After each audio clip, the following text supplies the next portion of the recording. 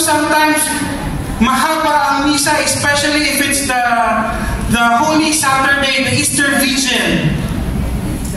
Be it an offering to God.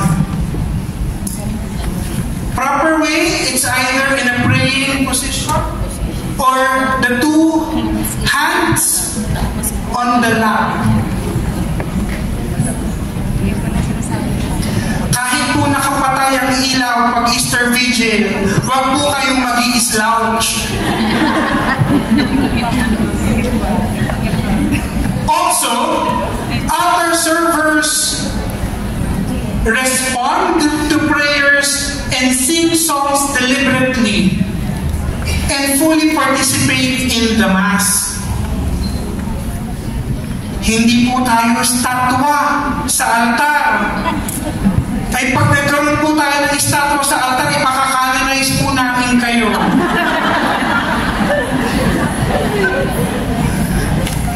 Magsisend po kami ng petition sa obispo to start the diocesan inquiry of your canonization. Diba, ang sabi ko nga po, ano yung sabi ng Sacrosantong Concilium? Full, active, and conscious. Diba, hindi po sinabing you stand, you sit, and you kneel. We have to fully participate in the Mass. Okay. So standing, same thing. It has to exhibit or express prayer.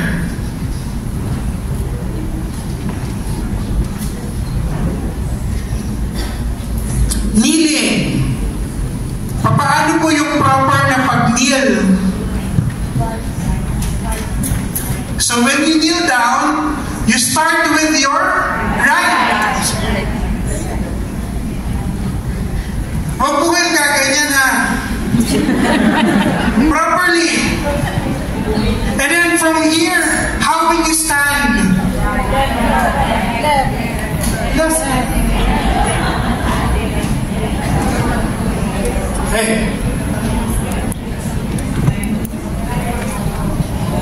Okay. Walking. We walk properly. Hindi tayo nagmamadali.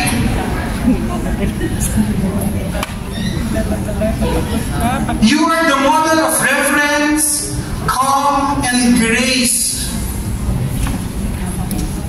Walk deliberately towards your place. Watch for others in your way and plan ahead to step.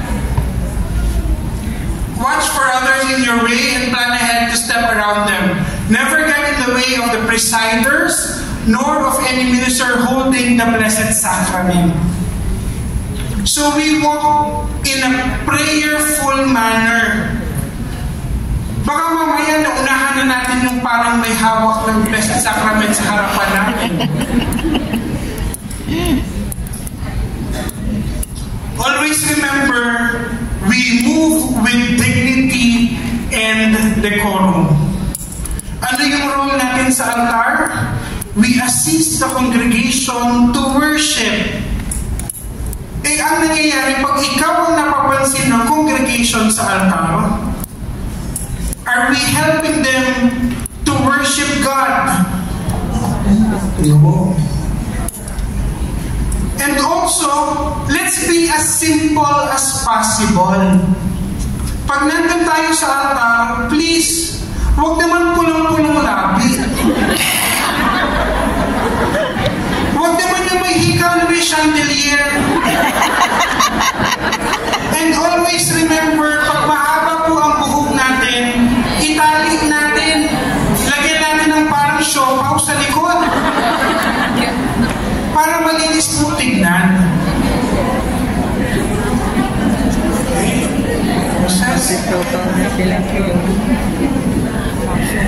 Okay.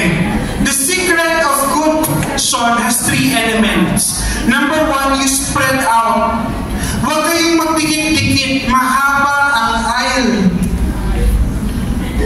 Look straight ahead and do not get distracted by anyone outside outside of the procession. So pag tayo po ready na, alam ko pong maraming nasusungitan sa akin sa Annunciation before the start of the Mass. Kasi mabag sabi, brother, pa-picture. Hindi ko sila pinapansin. Kasi nakarating na ako for my service. Especially if I'm already wearing my vestment. Yung iba, papagana ka.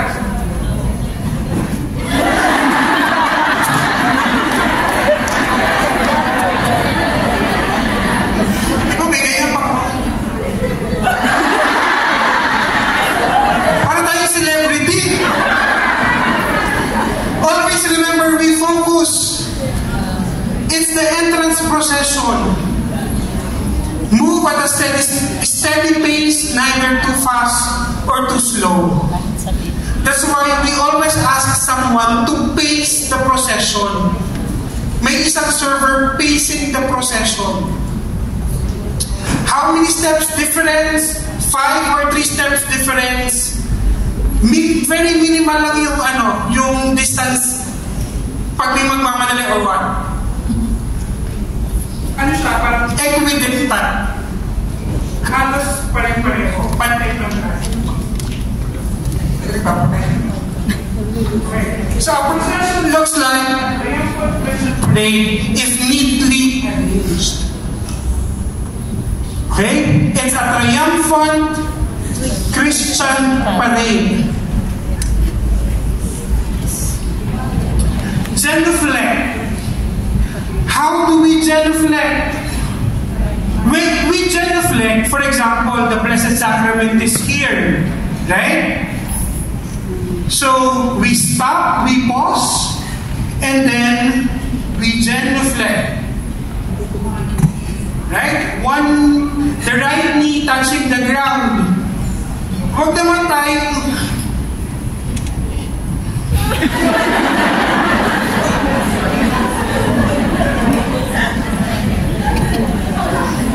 Okay?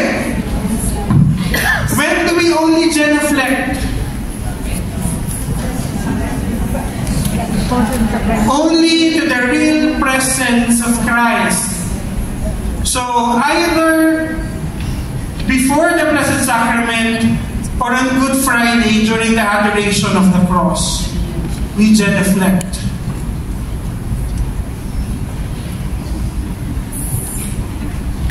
Okay. If you are carrying the cross, carrying the candle, carrying the Gospel book, do not genuflect. What are you going to do? You do a bow. Okay? So we have two kinds of bowing. Bowing of the head and the profound bow. Sige, paano po yung profound bow? Parang it's a deep bow. Okay? When do we do the profound bow? Kasi ito na yung bow of the head. When do we do the profound bow? Altar servers. When do we do the profound bow?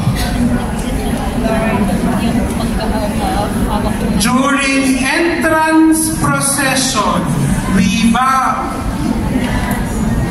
Okay? Ano pa?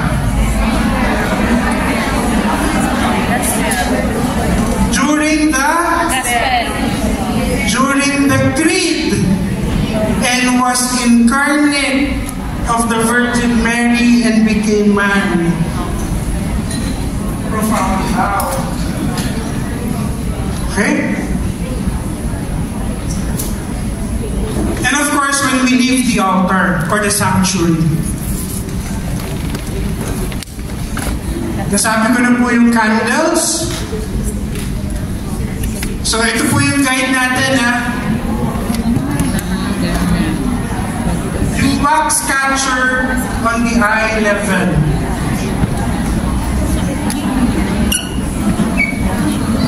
Okay, washing the priest's hand. So the one with the bowl will be on the right side and the one with the towel will be on the left side. What if pag-isa lang? So you put the towel first and then you go to the priest.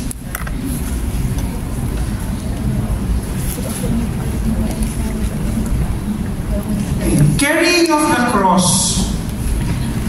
Hindi po ito yung fourth mystery, ha?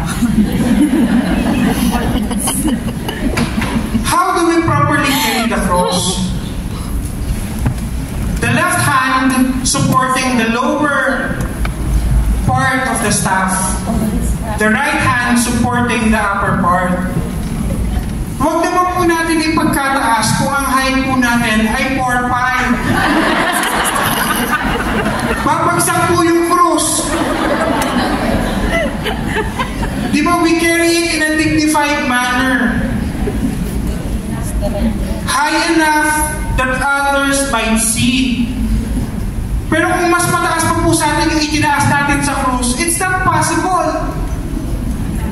Sige pa, paano po? Lalakad kayo nakaganyan. Okay?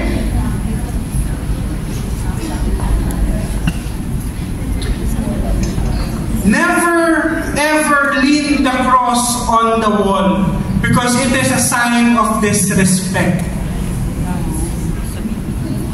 Or look for something with a hook. Or just leave it on the stand. And just take it in time for the start of the celebration. Okay? But we never lean it on the wall because accidents can happen. Diba? The cross can fall down and can cause someone harm. Another thing is anyone can trip on the shaft, on the staff of the cross. Diba? And it is also a sign of disrespect. Okay?